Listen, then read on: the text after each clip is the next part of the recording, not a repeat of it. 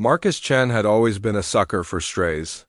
His small apartment on the outskirts of New Tokyo buzzed with the quiet energy of rescued cats, each one a testament to his inability to walk past suffering. The neighbors called him crazy, but Marcus didn't care. Every morning, he'd wake to find new bowls of food disappearing from his fire escape. Evidence that word had spread through the feline underground about the human who never turned anyone away. The rain hammered against his windows as he prepared breakfast for his current family of 12 cats.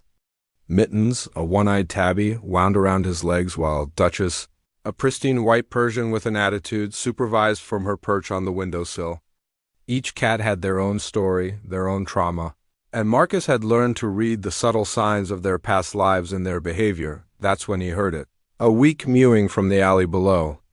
Marcus peered through the rain-streaked glass and spotted a small, jet-black cat huddled beneath a pile of cardboard boxes. Even from 3 floors up, he could see the creature was in bad shape. Its fur was matted, and it moved with the careful precision of an animal fighting pain. Without hesitation, Marcus grabbed his raincoat and headed downstairs. The city streets were empty except for the occasional hovercar gliding silently through the neon-lit darkness. As he approached the alley, the black cat looked up at him with eyes that seemed to hold an unusual intelligence. They weren't the typical green or yellow of most cats. They were deep violet, almost purple, and they seemed to glow faintly in the dim light. The cat didn't run as Marcus approached, which surprised him. Most strays were skittish, especially ones in this condition. Instead, it simply watched him with those remarkable eyes, as if evaluating whether he was worthy of trust. Marcus knelt in the wet alley, extending his hand slowly. "Hey there, little one," he whispered. "Rough night, huh?" The cat sniffed his fingers, then, to his amazement, placed one small paw in his palm. The touch sent an odd tingling sensation through his hand, like static electricity but warmer. Marcus chalked it up to the damp weather and carefully scooped up the injured animal back in his apartment. Marcus set up a quiet corner with soft blankets and a heating pad. The other cats watched with interest as he gently examined the newcomer. She was definitely female, and aside from being underweight and having a few minor cuts, she seemed remarkably healthy for a stray.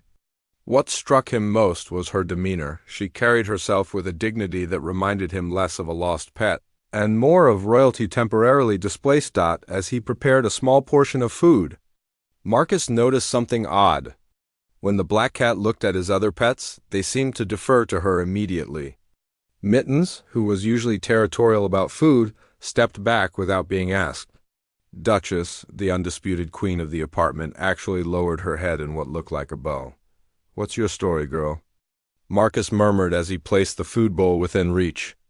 "You're different from the others, aren't you?" The cat, he decided to call her Nyx for her midnight black coat, ate with careful, measured bites. Even her eating habits seemed refined, as if she'd been trained in proper etiquette. When she finished, she looked directly at Marcus and made a sound that was more trill than meow. Musical and complex.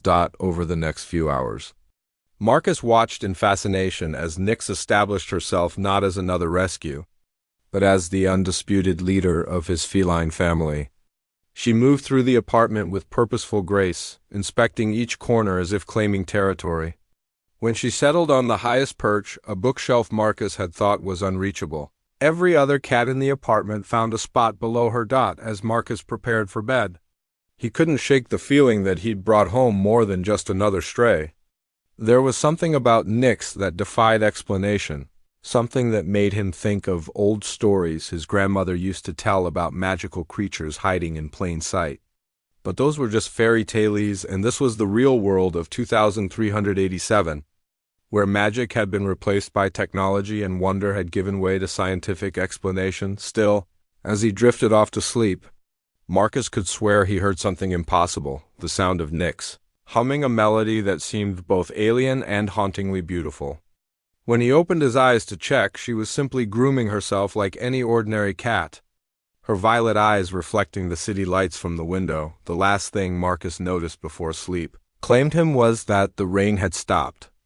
And for the first time in weeks, stars were visible through the clearing clouds.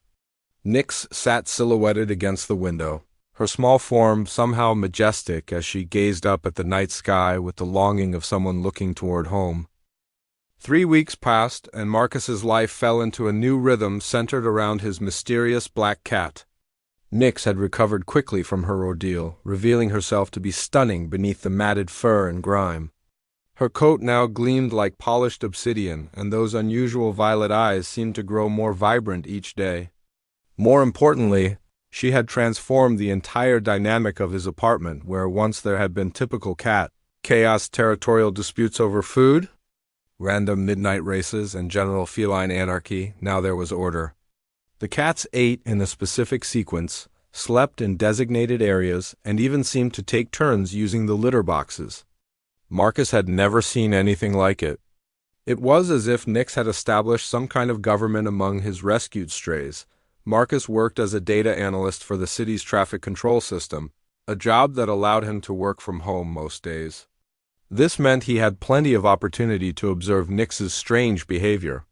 She seemed fascinated by his computer screens, often sitting directly in front of them for hours, her eyes moving as if she was actually reading the scrolling data. When he played music, she showed preferences for complex classical pieces over simple melodies, and she had an uncanny ability to predict his phone calls, always moving to his desk seconds before the device rang. The most unsettling discovery came when Marcus installed a new security camera system. Reviewing the footage from his first night away since Nyx's arrival, he found something impossible. The timestamp showed 3:17 a.m., and there, clear as day, was video of all his cats sitting in a perfect circle around Nyx, who appeared to be standing upright on her hind legs with her front paws raised toward the ceiling.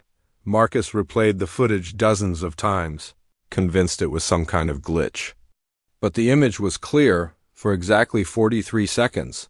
His cats had been engaged in what could only be described as some kind of ritual, with Nyx at the center. When the strange gathering ended, they all dispersed to normal cat activities as if nothing had happened. He decided to test his growing suspicions. The next evening, Marcus set up multiple cameras throughout the apartment and pretended to leave for work. Instead, he waited in his car outside the building, monitoring the feeds on his tablet. Sure enough, at exactly 3:17 a.m., the same phenomenon occurred. This time, however, he noticed something even more extraordinary. A faint luminescence seemed to emanate from Nyx herself. Barely visible but definitely present. When he confronted her the next morning, Nyx simply stared at him with those intelligent violet eyes, tilting her head as if to say, "What exactly do you think you saw, human?" But Marcus was certain now that his newest rescue was far from ordinary. The breakthrough came during a violent thunderstorm that knocked out power to half the city. As Marcus fumbled in the darkness for candles and flashlights, he noticed a soft glow coming from the living room. Following the light, he found all his cats huddled together. But this time he could see the source of the illumination clearly. Nyx was literally glowing, her fur emanating a gentle silver radiance that provided enough light to see by. More shocking still, as lightning crashed outside, Nyx raised her head and made a sound that was definitely not a meow. It was a complex vocalization, almost like singing, and the other cats responded with their own calls in what sounded like harmony. The temperature in the room rose noticeably, and Marcus felt a strange sense of peace wash over him. Despite the chaos of the storm outside, when the power returned an hour later, the glow faded and Nyx returned to her normal cat behavior. But Marcus had seen enough. As he sat on his couch, surrounded by his purring feline family, he addressed Nyx directly for the first time with the truth he'd been avoiding. "You're not really a cat, are you?" he said quietly. Nyx, who had been grooming her paw, stopped and looked at him. For a moment, Marcus could swear he saw something almost human in her expression, surprise, followed by what might have been relief. She approached him slowly, jumped onto the couch, and placed one paw on his knee. Again, that strange tingling sensation spread through his body. But this time it felt like communication, like she was trying to tell him something important. Marcus reached out to stroke her head, and as his fingers touched her fur, he was suddenly overwhelmed by a flood of images, vast star fields, magnificent cities of crystal and metal floating among the clouds, and creatures that were both terrible and beautiful. At the center of it all was Nyx, but not as a small black cat. Instead, he saw her as something magnificent and powerful. With scales that reflected starlight and eyes that held the wisdom of ages, the vision lasted only seconds. But when it faded, Marcus found himself looking at Nyx with new understanding. She wasn't just different, she was from somewhere else entirely. And somehow, against all logic and possibility, he had become the unlikely guardian of what appeared to be a being of immense power disguised as a stray cat. "Whatever you are," Marcus whispered, "and whatever brought you here, you're safe now. I promise." Nyx purred, a sound that seemed to resonate through the apartment and into his very bones. Outside, the storm was passing, but Marcus sensed that his quiet life was just beginning to change in ways he couldn't yet imagine. The morning after the storm brought visitors Marcus never expected. He was preparing breakfast when a sharp knock echoed through his apartment. Through the peephole he saw 3 individuals in expensive dark suits that didn't quite look like any fabric he recognized.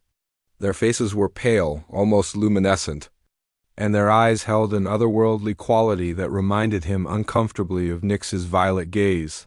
When Marcus opened the door, the lead figure smiled, revealing teeth that were just slightly too sharp to be human. "Mr. Chun, my name is Vex Karaden. We're here about your cat." "I'm sorry, what?" Marcus tried to keep his voice steady, but his heart was racing. "Which cat?" "The black one you found 3 weeks ago," said the second visitor, a woman with silver hair and skin that seemed to shimmer slightly. "We have reason to believe she belongs to us." Marcus felt a protective surge rise in his chest. "All my cats are rescues. I have documentation for each adoption. If someone's claiming ownership, they'll need to provide proof." Vex's smile widened unpleasantly. "Oh, Mr. Chun, I think you misunderstand. This isn't about legal ownership. This is about returning stolen property to its rightful place." Behind him, Marcus heard a sound he'd never heard from any of his cats, a low, rumbling growl that seemed to vibrate through the floorboards. Turning, he saw Nyx standing in the hallway, her fur standing on end. But this wasn't the defensive posture of a frightened cat. This was the stance of a predator preparing for battle. The visitors immediately tensed, and Marcus noticed their eyes were now glowing with the same intensity as Nyx's. Whatever was happening, these weren't ordinary people, and this wasn't an ordinary pet dispute. "You need to leave," Marcus said firmly. Moving to close the door, Vex placed his hand against the door frame, and Marcus felt an unnatural coldness seep through the wood. "Mr. Chun, you're harboring a fugitive of the Draconic Empire. Surrender her now, and no harm will come to you or your other pets. Draconic Empire?" Marcus's mind reeled, but he kept his body between the strangers and his cats. "Look, I don't know what kind of game you're playing, but you need to leave my property immediately." The third visitor, who had remained silent until now, spoke in a voice like grinding metal. "The human doesn't understand what he's dealing with. Perhaps we should simply take what we came for." That's when Nyx acted. She bounded past Marcus and placed herself directly in front of the doorway. As she landed, something extraordinary happened. The air around her shimmered, and for just a moment Marcus saw her true form. Instead of a small black cat, a massive dragon filled his vision. Scales gleaming like black diamonds, wings spread wide, and eyes burning with purple fire. The visitors stepped back in obvious fear. "Your Majesty," Vex said, his arrogant tone replaced by something approaching reverence, "the Council demands your return. Your exile is over." When the vision faded, Nyx was just a cat again, but she held her ground, back arched and every muscle tensed for action. Marcus felt that strange, tingling sensation again, but this time it came with words that appeared in his mind as clearly as if Nyx had spoken aloud. "Tell them I have chosen my sanctuary. Tell them the human has given me refuge, and by the ancient laws I claim his protection." Marcus didn't understand what was happening, but he understood enough to know that Nyx needed him to play along. Drawing on every ounce of courage he possessed, he stepped forward to stand beside her. "She's not going anywhere," Marcus declared. "This is her home now." The visitors exchanged glances that spoke of barely contained power and ancient anger. Vex's pleasant facade dropped completely. Human, you have no idea what you're interfering with. She is Nyx Shadowflame, rightful queen of the draconic realm of Zarian. She was exiled for crimes against her own people, but her sentence has been served. She must return. Crimes? Marcus looked down at the small black cat who had brought such peace to his chaotic household. What crimes could she possibly have committed? She showed mercy to her enemies when the law demanded execution, the silver-haired woman spat. She placed the lives of lesser beings above the glory of her empire. She weakened our realm with her compassion. Marcus felt a surge of understanding and protectiveness. So she's being punished for being kind? The Draconic Empire does not tolerate weakness, Vex said coldly. But the Council has decided to grant her a second chance, provided she returns immediately and accepts re-education. Again, Nyx's voice echoed in Marcus's mind. They lie. They mean to strip away everything I am and remake me into what they want me to be. I would rather die as a simple cat than live as their puppet queen. Marcus made a decision that would change everything. Then she stays here, with me. This is her choice, and I'm going to honor it. The temperature in the hallway dropped noticeably, and frost began forming on the walls. The three visitors revealed their true nature. Their human disguises flickered and fell away, showing pale, reptilian features and eyes like burning coals. You dare defy the Draconic Council? Vex hissed, his voice now carrying an otherworldly echo. I defend my family, Marcus replied, surprised by his own steadiness. And that includes every creature under this roof. For a moment, the hallway filled with such tension that Marcus thought violence was inevitable. Then Nyx did something that shocked everyone. She began to purr. The sound grew louder and more complex until it became something like singing. And with it came a warmth that pushed back the supernatural cold. The message was clear. She had chosen her side, and she was prepared to fight for it. The visitors retreated slightly, clearly recognizing the display of power. This isn't over, Vex warned. The Council will not be denied indefinitely. We'll return with more persuasive arguments. As they departed, their forms dissolving into shadows that flowed down the stairwell like living smoke, Marcus closed and locked his door. He turned to find all 12 of his cats sitting in a perfect semicircle behind Nyx, as if they had appointed themselves her royal guard. Well, Marcus said, settling onto the floor beside them, I guess we're all in this together now. In the days following the confrontation, Marcus's apartment became something between a fortress and a sanctuary. Nyx had dropped all pretense of being an ordinary cat.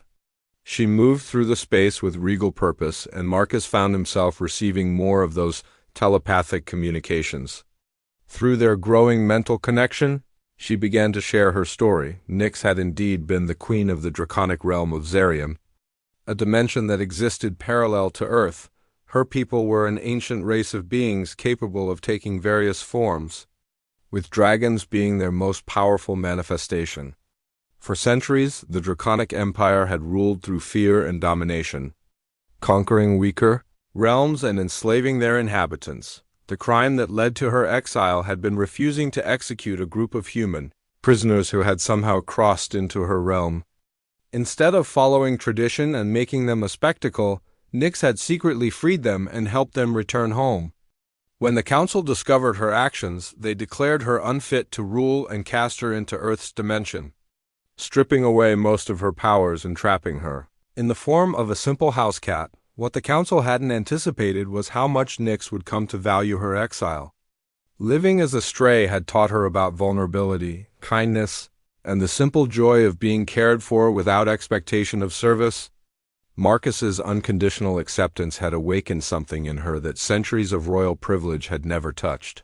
Why cats? Marcus asked one evening as they sat together on the couch. Nyx curled in his lap while the other cats dozed around them. Her mental voice carried a note of amusement.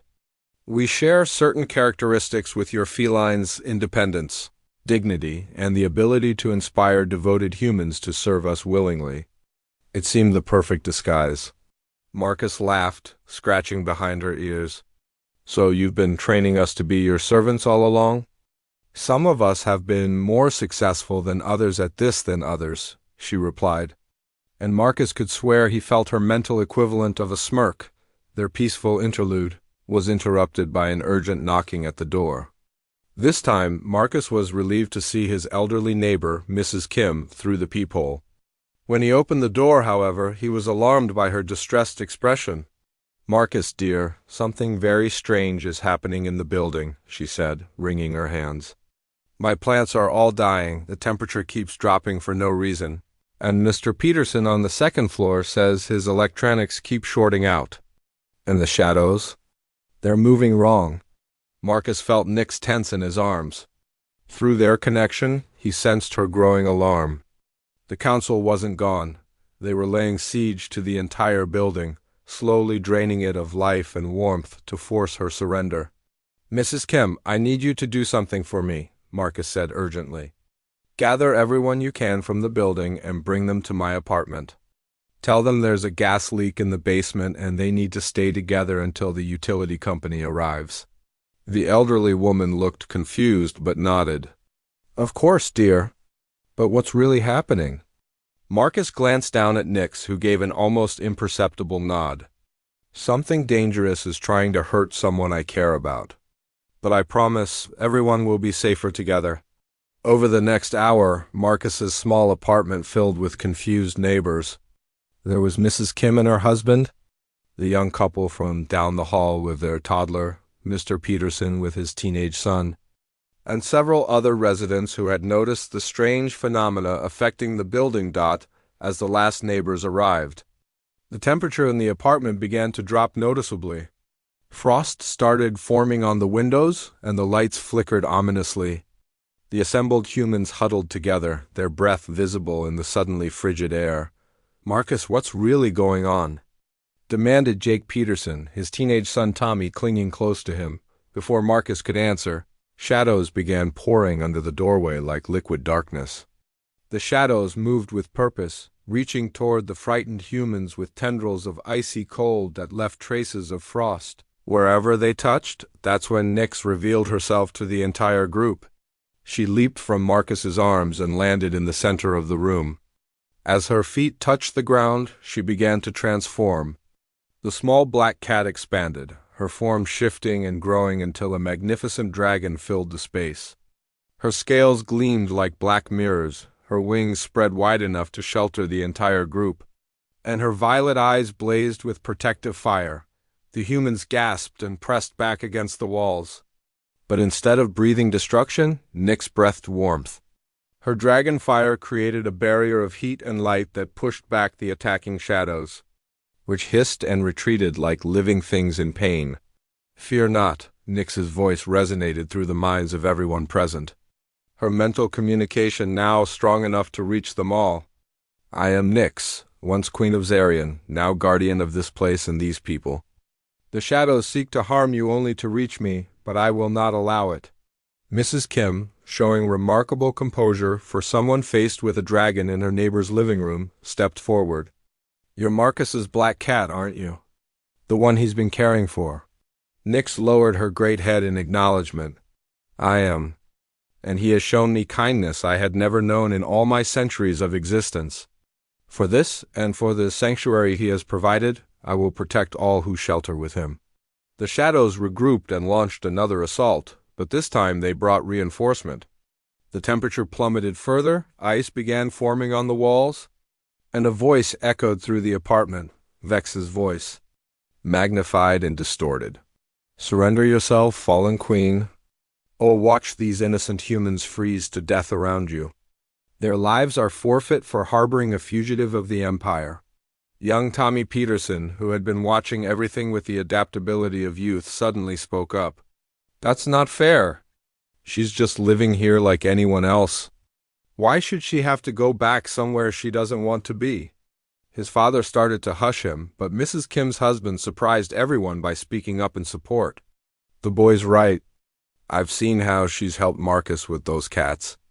If she's been taking care of things instead of causing trouble, why should we hand her over to bullies?" One by one, the neighbors began voicing their agreement. They had all benefited from the strange peace that had settled over the building since Nyx's arrival. Domestic disputes had decreased, pets were healthier and calmer. And there had been an overall sense of harmony that none of them had fully understood until now. Marcus felt a surge of pride in his neighbors and his community. "You heard them," he called out to the shadows. "She's not alone anymore. She has a whole building full of people who want her to stay." The shadows writhed with apparent frustration. Through the mental link, Marcus felt Nyx's amazement and growing strength. The support of the humans was feeding her power in a way that surprised even her. "Humans," she whispered in wonder to Marcus alone, "you continue to amaze me. In my realm, subjects obeyed out of fear. But this is something far more powerful." The assault continued through the night, but with each passing hour, the community's resolve only grew stronger, and Nyx's protective barrier became more impenetrable. As dawn approached, the shadows began to retreat. Clearly realizing that their siege had failed, Vex's voice echoed one final time. "This is far from over, little queen. The council has other ways of reaching you." As the last of the unnatural cold faded and normal light returned to the apartment, Nyx slowly transformed back into her cat form. The neighbors, now bound together by the shared experience, looked at her with a mixture of awe and affection. "Well," said Mrs. Kim, reaching out to stroke Nyx's head, "I suppose we have the most interesting building guardian in the city." Tommy Peterson grinned. "This is so much cooler than a regular security system." Marcus scooped up Nyx, feeling her purr vibrate through his chest. "Thank you," he whispered. "All of you."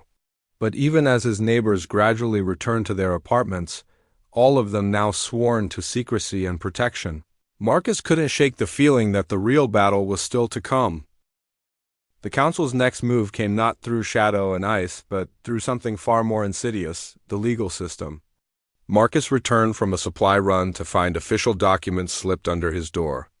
The city had received complaints about his excessive number of pets and potential health hazards. He was being ordered to reduce his cat population to the legal limit of 3 animals. With inspections to begin immediately, Marcus sank onto his couch, surrounded by his feline family, and read the documents with growing dread. The language was perfectly legal, but the timing was too convenient to be coincidental. Somehow, the council had found a way to attack through human bureaucracy. "They're clever," Nyx admitted, her mental voice tinged with frustration. "They cannot directly harm humans without violating ancient treaties, but they can manipulate your systems against us." The first inspection arrived the next morning. The official, a stern woman named Director Hayes, came armed with clipboards, cameras, and an attitude that suggested she'd already made up her mind about the situation. She moved through the apartment with mechanical efficiency, documenting everything. "Mr. Chung, you currently house 14 cats in a space approved for no more than 3, she said, taking photos of the food bowls and litter areas. While the cleanliness standards are surprisingly adequate, the number remains a clear violation. Marcus had prepared for this moment. "I understand the concern, but these are all registered rescue animals with proper medical documentation. I'm willing to work within the system to find a solution." Director Hayes paused her documentation and fixed him with a stare that seemed somehow too intense, too knowing. When she spoke, her voice carried an odd echo that reminded Marcus uncomfortably of Vex. "The solution is simple, Mr. Chun. Surrender the animals to the city shelter for processing. Keep 3 of your choice. The rest will be handled appropriately." The way she said handled made Marcus's blood run cold.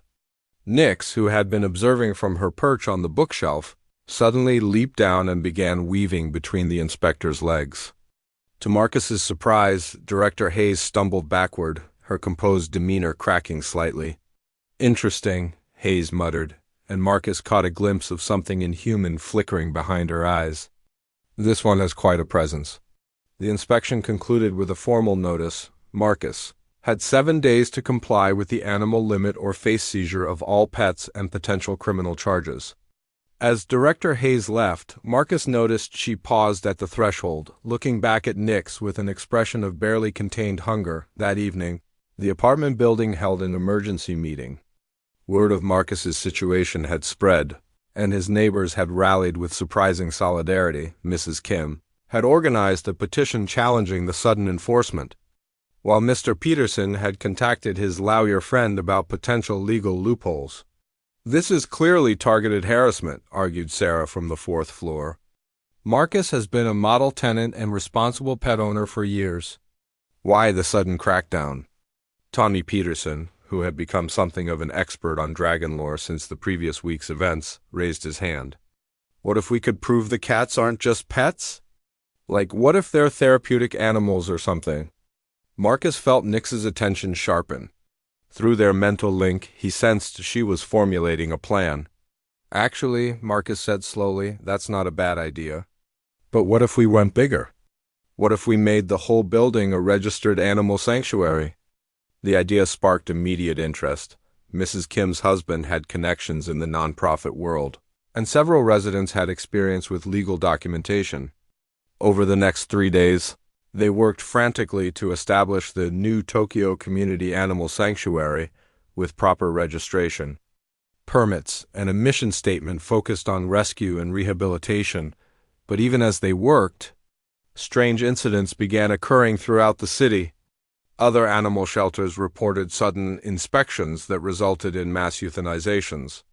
Pet stores found their licenses revoked overnight. Even the city zoo suffered a mysterious outbreak that led to quarantine procedures. The pattern became clear to Marcus. The council wasn't just targeting Nyx anymore. They were systematically attacking every animal sanctuary in the city, eliminating potential hiding places for their fugitive queen. The realization struck him during a late-night research session. "They're going to force you out into the open," he said to Nyx. "If there's nowhere safe for any animals, you'll have no choice but to reveal yourself or watch them all suffer." Nyx's mental voice was heavy with guilt. "This is my fault. I never should have involved your world in my conflicts." "No," Marcus said firmly, reaching out to stroke her fur. "You didn't choose to be exiled here, and we're choosing to help you stay. There's a difference." The next morning brought Director Hayes back for her follow-up inspection, but this time she wasn't alone. 3 additional officials accompanied her, all carrying equipment that looked far more sophisticated than standard city inspection tools. Marcus noticed that none of them cast normal shadows. "Mr. Chun," Hayes announced, "we're here to conduct the mandated animal removal. Our records show you failed to comply with the reduction order." Marcus stood his ground, holding the fresh sanctuary documentation. "Actually, this building is now a registered animal sanctuary under City Code 347B. All animals here are part of our rehabilitation program." Hayes examined the papers with obvious frustration, but the documentation was legally sound. "This is ... expected. However, we still need to conduct a health inspection of all animals." What happened next revealed the true nature of their visitors. As Hayes approached the first cat, an elderly tabby named Smokey, the animal let out a yowl of pure terror and began convulsing. The other cats immediately scattered to defensive positions, but several of the weaker rescues began showing signs of distress simply from proximity to the inspectors. That's when Marcus understood. These weren't just council agents disguised as humans, they were something far worse. They were draining life force from the animals just by being near them. Nyx made her decision. With a sound like wind chimes in a hurricane, she began to transform, but this time she stopped halfway. Instead of becoming a full dragon, she took a form Marcus had never seen before, humanoid but clearly inhuman. With scales that gleamed like black silk, wings that folded elegantly against her back, and eyes that burned with inner fire. "Enough," she said aloud, her voice carrying harmonics that made the windows vibrate. "I am Nyx Shadowflame, and these creatures are under my protection. You will not harm them." The disguised council agents dropped all pretense. Their human forms melted away, revealing beings of shadow and hunger that radiated cold malevolence. Hayes, revealed as something between a dragon and a nightmare, smiled with rows of crystalline teeth. "Finally," she hissed, "the true queen emerges. Surrender yourself, and we will spare your precious pets." Nyx spread her wings, filling the apartment with silver light. I have learned something during my exile that you have forgotten. True strength comes not from fear, but from those who choose to stand with you. As if summoned by her words, the apartment building came alive. Every neighbor who had committed to protecting their sanctuary appeared in the doorways and hallways. They carried improvised weapons, kitchen knives, baseball bats, even Mrs. Kim's prized iron skillet, but more importantly, they carried unwavering determination. "You want to hurt our friend," said Tommy Peterson, raising a hockey stick with surprising confidence. "You'll have to go through all of us."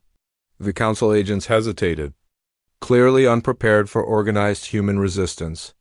In that moment of uncertainty, Marcus realized something profound. The council had spent so long ruling through fear that they had no defense against beings who chose courage over safety. "Your move," Marcus said, stepping beside Nix with his neighbors flanking them. "But remember, we're not afraid of you anymore." The confrontation that followed would be remembered by the residents of Marcus's building for the rest of their lives, though none of them would ever speak of it to outsiders. The council agents, revealed in their true forms as creatures of living shadow and crystalline malice, had expected fear and submission. Instead, they found themselves facing something they had never encountered in millennia of conquest: willing cooperation between species. Director Hayes, her form now a twisted amalgamation of dragon and shadow, lunged forward with claws that could rend reality itself. But her attack met not just Nix's defensive fire, but also a coordinated barrage from the human defenders. Mr. Peterson had somehow rigged the building's sprinkler system to spray blessed water that Mrs. Kim had prepared using old family rituals. Tommy Peterson's hockey stick, it turned out, had been carved from wood taken from a tree that had grown in sacred ground. The humans weren't just fighting blindly. They had spent the past week researching, preparing, and planning for this exact moment. Each of them had discovered something within themselves that they had never known existed. The courage to face the impossible for the sake of someone they cared about. What shocked the council agents even more was how the rescued cats joined the battle. Led by Duchess, the white Persian who had once ruled Marcus's apartment with an iron paw, the feline army moved with supernatural coordination. They seemed to know exactly when to distract an attacker, when to provide cover for their human allies, and when to use their natural agility to strike at vulnerable points. But the true power came from the connection between all of them. Marcus could feel it building, a network of trust and affection that linked every being in the apartment. Through Nix, he was connected not just to her thoughts, but to the fierce loyalty of his neighbors and the simple, pure devotion of his rescued cats. The council agents found their shadow attacks being repelled by waves of warmth and light that seemed to generate spontaneously from the defending group. Their life-draining powers, which had worked so effectively when used on isolated victims, were useless against a community that shared their strength freely. "Impossible," Hayes snarled, her crystalline teeth reflecting the silver fire that now emanated from Nix. "Humans cannot channel draconic power. The connection shouldn't exist." "You're right," Nix replied, her voice carrying a new note of understanding. "It shouldn't exist. But here's what you never learned during your centuries of dominance, when you rule through fear. You never discover what's possible when different species choose to trust each other." The battle reached its climax when one of the council agents attempted to possess Tommy Peterson, seeking to use the teenager as a hostage. But as the shadow creature poured into the young man's mind, something extraordinary happened. Instead of taking control, the agent found itself overwhelmed by the boy's memories of kindness, friendship, and unconditional acceptance through Tommy's eyes. The council agent experienced what Marcus had shown Nix, the simple joy of caring for vulnerable creatures without expectation of reward, the satisfaction of providing sanctuary to those who had nowhere else to go, and the powerful bonds that formed between different species when fear was replaced by understanding. The agent's scream of confusion and something that might have been pain echoed through dimensions. It pulled back from Tommy's mind, but the damage to its worldview was already done. For the first time in its existence, it had experienced genuine altruism, and the exposure to such an alien concept had fundamentally changed its nature. One by one, the other council agents began to falter. They were being shaped entirely by dominance and conquest, and they simply had no defense against opponents who fought not for power or territory, but out of love and loyalty. Hayes made one final desperate attempt, gathering the remaining shadows around herself and preparing to unleash enough destructive force to level the entire building. "If we cannot have our queen back, then no one shall have her," she declared, but Nyx was no longer the isolated exile who had hidden in an alley 3 weeks ago. She was connected now to a web of support that amplified her power beyond anything she had ever experienced as a solitary ruler. Drawing on the strength freely given by every human and animal in the building, she transformed one final time. This time, her dragon form filled not just the apartment, but somehow encompassed the entire building, her presence wrapping around it like a protective embrace. Her scales now gleamed not just black, but reflected every color of the spectrum, each hue representing one of the bonds she had formed during her exile. "I am no longer your queen," Nyx declared, her voice resonating through dimensions. "I am something you cannot understand. I am part of a family." The wave of force she unleashed was not destruction, but pure creation, a fundamental alteration of the building's nature that made it exist partially outside normal reality. The structure became a true sanctuary, protected by laws older than the Draconic Empire, older than the conquest of weaker realms. Hayes and her agents found themselves unable to maintain their forms within the sanctuary's boundaries. As they dissolved into rapidly dispersing shadows, Hayes managed one final communication. "The Council will not accept this." "Then the Council can come see me personally," Nyx replied. "But they should know that they'll be facing not just a fallen queen, but an entire community that has chosen to stand together." As the last of the Council agents faded away, the building slowly returned to normal dimensions, but everyone present knew that something fundamental had changed.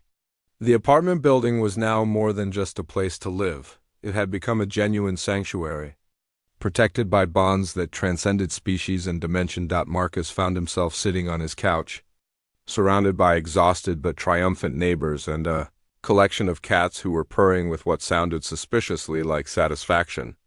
Nyx, back in her preferred cat form but now somehow more present than before, settled in his lap with a purr that seemed to vibrate through his entire being. "So what happens now?" asked Mrs. Kim, accepting a cup of tea from her husband with hands that were remarkably steady, considering what they had all just experienced. Nyx's mental voice reached all of them now, the connection forged in battle having created a permanent psychic link between the sanctuary's inhabitants. "Now we live. We continue to rescue those who need sanctuary, we continue to build our community, and we show the universe that there are alternatives to ruling through fear." Tommy Peterson, who was examining his hockey stick with new respect, looked up with a grin. "Does this mean we're all honorary dragons now?" "Something like that," Nyx replied with unmistakable amusement. "Though I think you'll find that humans who choose courage over safety are quite formidable enough in their own right." As the evening settled into night, the residents of the building gradually returned to their apartments, but the bonds forged in battle remained strong. Marcus realized that his quiet life of rescuing stray cats had evolved into something much larger. He was now part of the first interdimensional animal sanctuary, protector of a dragon queen who had chosen love over power, and member of a community that had proven the strength of voluntary cooperation over forced submission. Outside, the city continued its normal routines, unaware that one small building now existed as a beacon of hope for refugees from across the dimensions. And in apartments throughout the building, both human and feline residents settled down to sleep, secure in the knowledge that they were truly safe for the first time in any of their lives. 6 months after the battle with the Council agents, Marcus's building had become something unprecedented in the known universe, a functioning interdimensional sanctuary that operated under the radar of both human authorities and cosmic empires. Word had somehow spread through channels that Marcus was still learning to understand, and refugees from a dozen different realms had begun arriving. The building itself had adapted to accommodate its new reality. Rooms seemed larger on the inside than they appeared from the hallway. Stairwells led to floors that shouldn't exist according to the original blueprints, and the basement had somehow expanded into a complex network of chambers that provided perfect habitats for species with wildly different environmental needs. Marcus had given up his job as a data analyst to become the full-time administrator of what they now called the New Tokyo Interspecies Sanctuary. His days were spent mediating between a refugee family of crystalline beings who communicated through harmonic vibrations and a displaced pack of Volf-like creatures who had fled their homeworld after refusing to participate in their species' aggressive expansion into neighboring dimensions. The city authorities had somehow never noticed that the building now housed over 300 residents representing 47 different species. Mrs. Kim suggested this was because the sanctuary existed slightly to the left of normal reality, a phrase that made perfect sense to everyone who lived there, even if none of them could explain exactly what it meant. Nyx had evolved as well.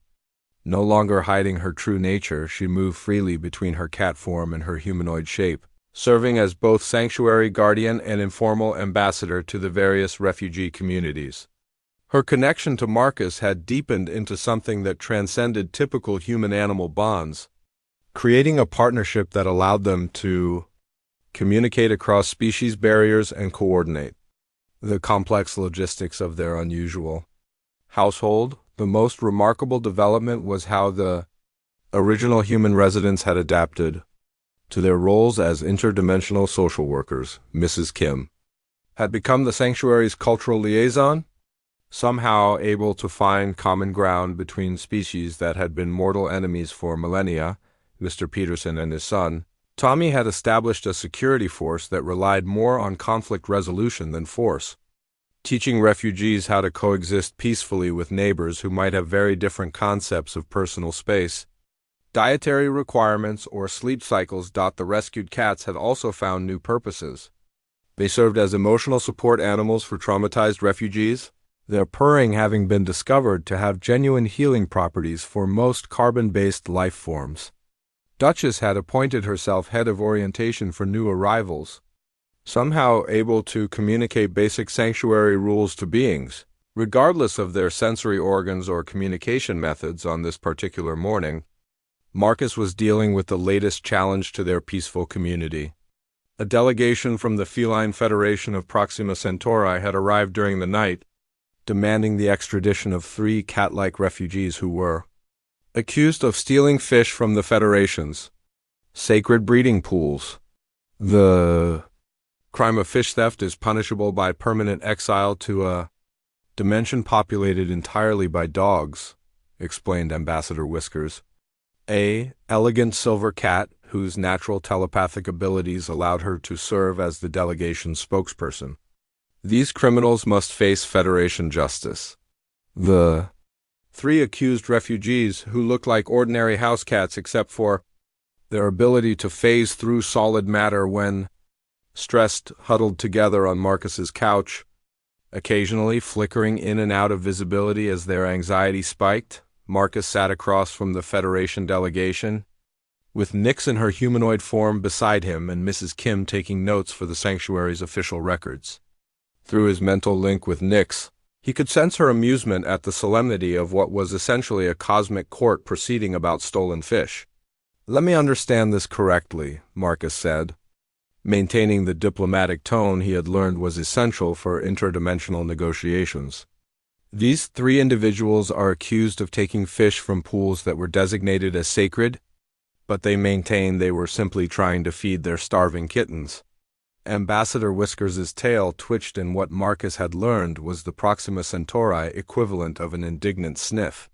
Sacred pools are sacred, regardless of personal circumstances. The Federation cannot make exceptions simply because someone claims hunger. One of the accused refugees, A small black cat who reminded Marcus painfully of Nix's original disguise, flickered into solidity long enough to speak.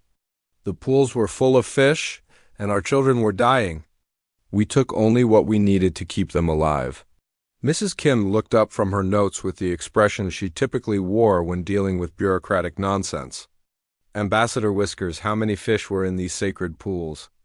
Approximately 47,000 individual specimens, the ambassador replied stiffly. And how many fish did the defendants take? 7. 7 fish, Mrs. Kim repeated, writing this down with deliberate care. Out of 47,000. To feed dying children. Marcus felt Nix's mental laughter and had to suppress a smile. His neighbor had a gift for reducing complex interplanetary legal disputes to their essential absurdity, Tommy Peterson, who had been observing from his usual spot by the window, spoke up with the blunt honesty that had made him surprisingly effective at cutting through diplomatic double-talk. That's like if someone took 7 grains of sand from a beach to save their kids, and you wanted to kick them out of the entire universe for it. Ambassador Whiskers began to respond with what was undoubtedly a prepared speech about the importance of law and order, but she was interrupted by an unexpected arrival. One of the sanctuary's newest refugees, a being that looked like a living constellation and communicated through controlled bursts of stellar radiation, appeared in the living room with news that made everyone's previous concerns seem trivial. The Draconic Council approaches, the star being announced, its message translated through the sanctuary's universal communication system. They come not with agents or shadows, but with the full force of their military fleet. This sanctuary has become too visible, too successful. They mean to make an example that will discourage other refuges from forming. Through the window, Marcus could see what looked like a second sunset beginning in the eastern sky. But he knew it wasn't the sun, it was the glow of Council warships entering Earth's atmosphere, their arrival creating electromagnetic disturbances that were visible even to human senses. Nyx, transformed instantly into her full dragon form, her scales reflecting the ominous light from outside. How long do we have? The star being consulted its internal chronometry. Perhaps 3 of your hours before they establish a perimeter that will prevent dimensional shifting. After that, the sanctuary will be trapped in normal reality and vulnerable to conventional attack. Marcus felt a familiar surge of protectiveness for his strange, wonderful family. Then we need to decide right now, do we evacuate everyone to other dimensions or do we stand and fight? The response was immediate and unanimous. Ambassador Whiskers was the first to speak, her formal diplomatic language replaced by simple determination. The Feline Federation may have strict laws about fish theft, but we have much stricter laws about abandoning allies in time of need.